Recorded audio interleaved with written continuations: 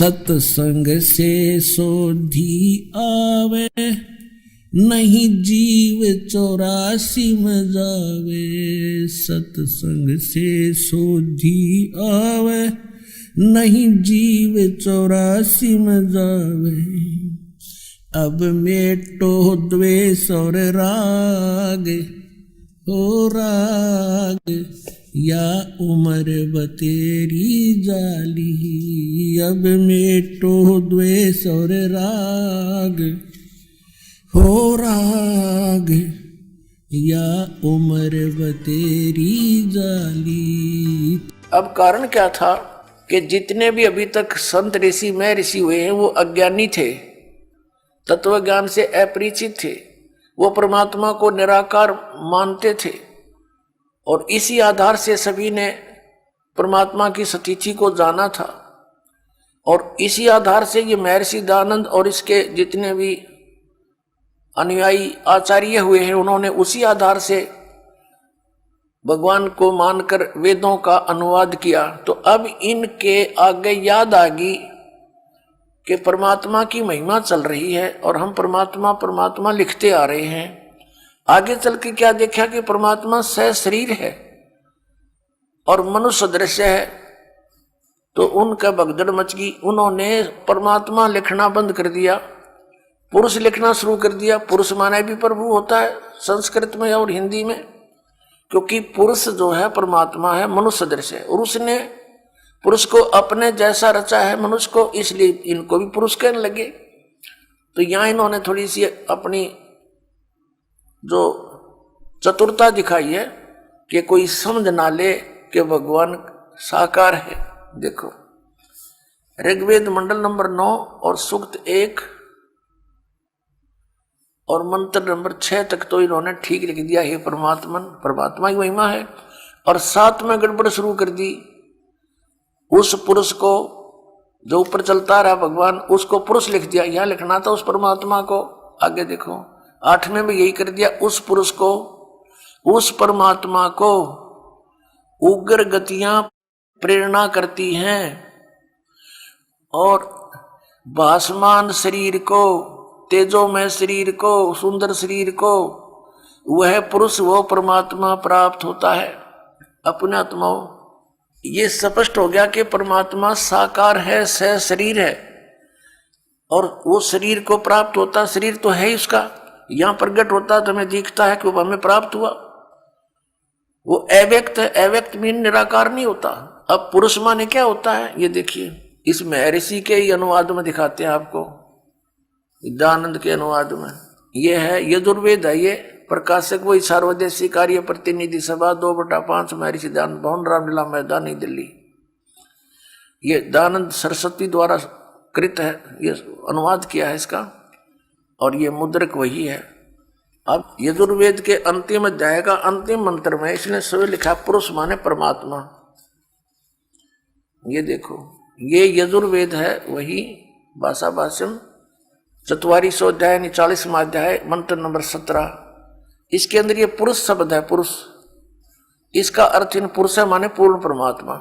बस इतना ही लेना हमने, पुरुष माने क्या होता है, पूर्ण परमात्मा। अब हम फिर आते हैं उसी ऋग्वेद पर, वहां से सिर्फ इतना ही लिया हमने, ये वही ऋग्वेद पर आगे हम। अब इसके मंडल नंबर 9 सूक्त 1 के और मंत्र नंबर हम 8 पर आते हैं। उस पुरुष को यानी उस परमात्मा को, पूर्ण परमात्मा को उग्र गतियां प्रेरणा करती हैं और भासमान शरीर को वह पुरुष प्राप्त होता है। वह परमात्मा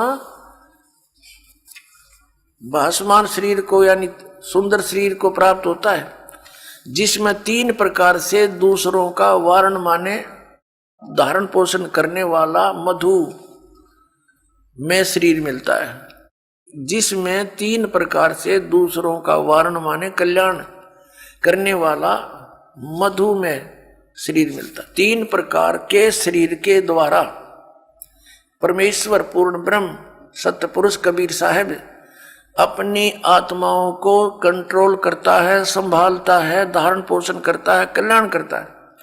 एक शरीर से एक रूप में परमात्मा वहां स्थिर रहते हैं सतलोक में, और सिंहासन में बहुत बड़े गुम्बज के अंदर विराजमान है।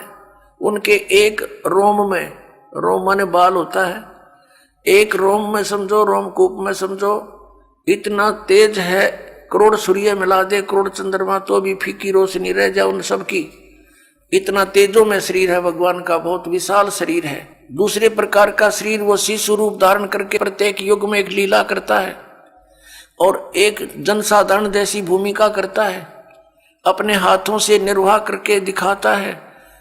और ये सिद्ध करने के लिए कि परमात्मा पाने के लिए विशेष आडंबर और घने धन की आवश्यकता नहीं है, गरीब से गरीब व्यक्ति भी सतभक्ति करके मोक्ष प्राप्ति कर सकता है।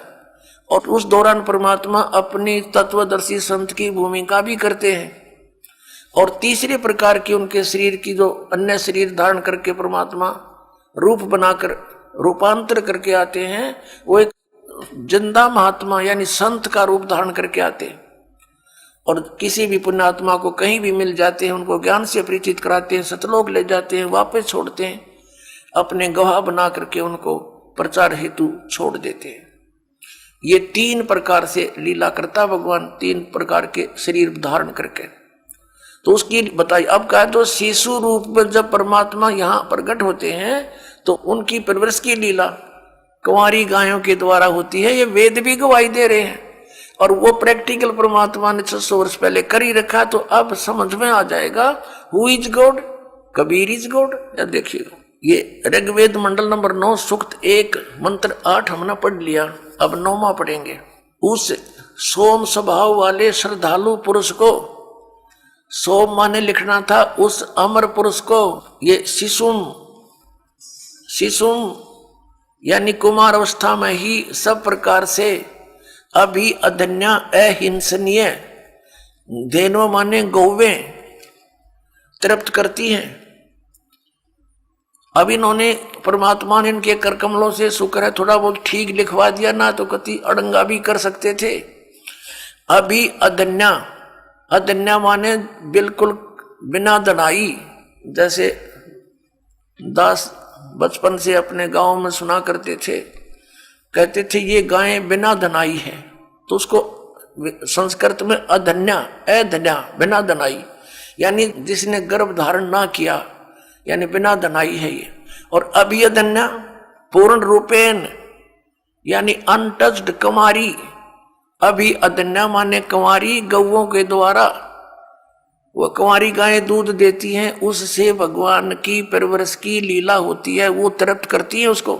ये देखना ऋग्वेद मंडल नंबर 9 सूक्त 1 मंत्र 9 में उस शिशु रूपधारी अमर पुरुष को ये कहना चाहिए था, लिखना चाहिए था, उस शिशु रूप में प्रगट परमात्मा को सब प्रकार से, अधन्या माने सब प्रकार से बिना धनाई, यानी अभी अधन्या पूर्ण रूपेण अनटच्ड, देनव माने गौवें तृप्त करती है, उनकी परवरिश की लीला उनसे होती है। बोलो सतगुरुदेव की जय।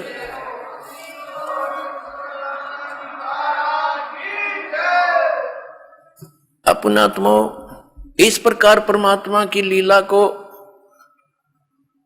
और परमाणु को देखकर हम बहुत आसानी से समझ सकते हैं कि कौन है वो सुप्रीम गॉड, वो सर्वशक्तिमान परमात्मा कौन है, वो उत्तम पुरुष है तो अन्य है, वो कौन है। तो वो कबीर देव है, वो कबीर साहिब है जो बनारस में काशी में धानक रूप जुलाहे रूप में लीला की और अपने तत्व ज्ञान का प्रचार किया।